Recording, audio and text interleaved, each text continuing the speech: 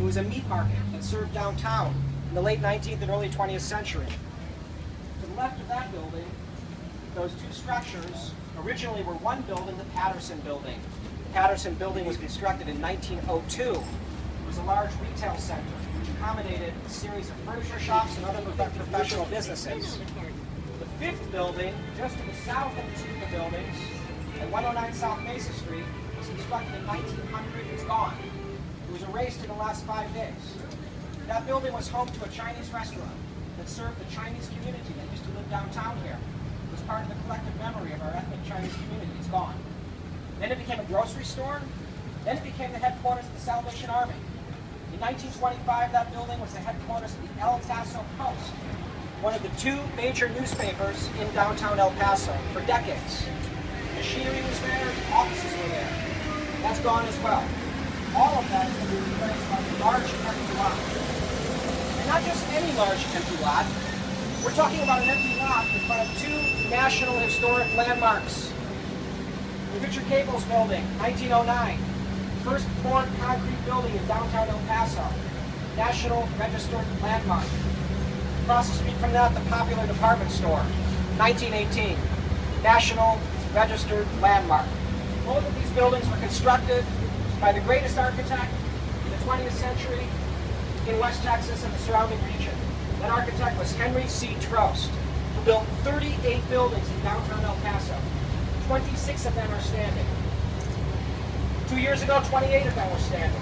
That is before we lost the Union Bank and Trust building, and before we lost the John Muir building, 1916. The John Muir building at the southeast corner of San Jacinto Plaza is now an empty lot. The Union Bank and Trust building, the Gem Theater, and the First National Bank, empty lot. Patterson building, Turner building, Nations building, and 109 South Mesa Street, empty lot. Is this what we want for downtown El Paso? We have a disease in El Paso. We have to kill that cancer. Kill that cancer. We need to kill that cancer because cancer destroys people and kill buildings. So what we need is cancer. We don't need cancer. We gotta salute that cancer, kill that cancer. Please. Well, El Paso, come here to protest about El Paso, Texas. So nobody else come to El Paso. You're not killing us. Okay. Cancer is killing us. So we need to kill that cancer, and we're gonna do it. Please come to El Paso, Texas, to kill that cancer. That's what we have. Okay, thank you very much, sir. We're glad you're on board. Thank you, sir. And we are here to exercise our First Amendment rights guaranteed under the Constitution. Right? We have a police permit to gather with 25 or more people, and more people are going to be coming over the next half hour as they get off work. Before I continue, I want to recognize Senator Jose Rodriguez. Our senator has joined us to show his support. We, the voting, tax-paying citizens of El Paso, are not happy with these demolitions. We have 750 signatures gathered in 3 days.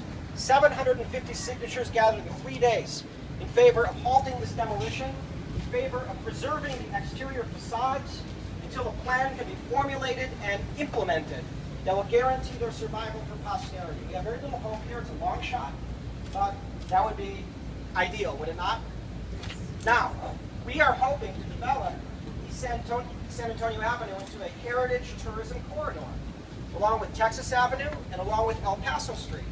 It's not just about saving one building or another, the most important buildings.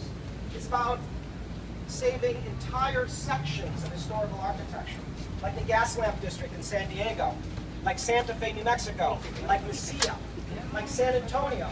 And we have fallen behind in El Paso. We are creating nothing but empty lots, with no specific development plans in sight. Now, I want to recognize the senator because I know he has a few words that he'd like to share with us. You want? Yes, you do. Thank you, sir. Can I use your mic? Cantos. Well, first of all, thank you all for being out here. I think it is high time that we gather together as a community.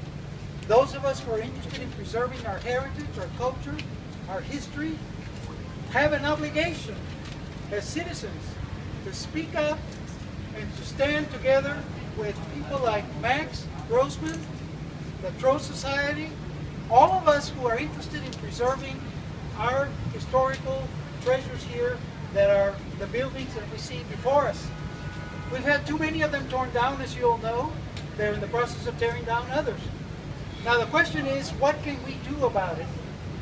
I think the first step is what we're doing here today. I think we need to bring all segments of El Paso, those who are interested in preserving the Lincoln centers of El Paso, those who are interested in preserving the Trost buildings of El Paso, those who are interested in preserving and maintaining the Hart's Mill area. We can go on and on about the various venues that we have here in El Paso that have huge historical significance, that represent the development of this community, and that should be preserved for generations to come. Now the first step, as I said, in my view, is to do exactly what we're doing here.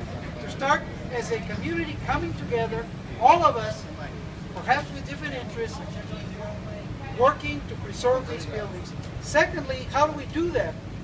Well, it seems to me that we need to approach the city of El Paso and perhaps get the city of El Paso to enact stronger ordinances that will prevent these kinds of demolitions from happening again in the future.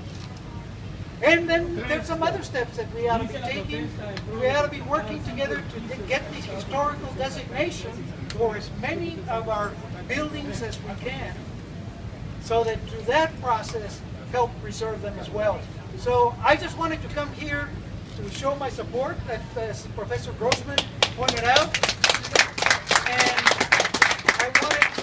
I wanted to tell you that I felt that this was perhaps the beginnings. I know that some of you have been working on this for a long time, but perhaps the beginnings of a more mass citizen movement engaged in preserving our buildings, our history, and our culture. So you can count on me for support in the future as well. Thank you all.